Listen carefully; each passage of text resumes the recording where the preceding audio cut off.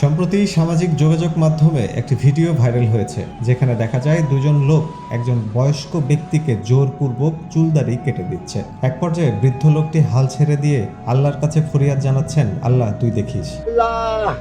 আল্লাহ তুমি দেখো, তোমার কাছে আল্লাহ তুমি জানো। ভিডিওটি সামাজিক মাধ্যমে ভাইরাল হলে সেখানে এই ঘটনায় লোকজনকে পক্ষে বিপক্ষে মন্তব্য করতে দেখা যায়। এখানে অনেকেই বলছেন সাধু সন্ন্যাসীদের উপর এমন হামলার বিচার হওয়া উচিত, আবার অনেকেই বলছেন এটা মানবিক কাজেরই অংশ।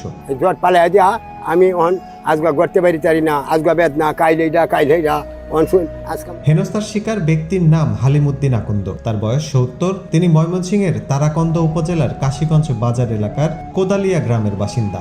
স্থানীয়রা তাকে হালিম ফকির হিসেবেই চেনেন।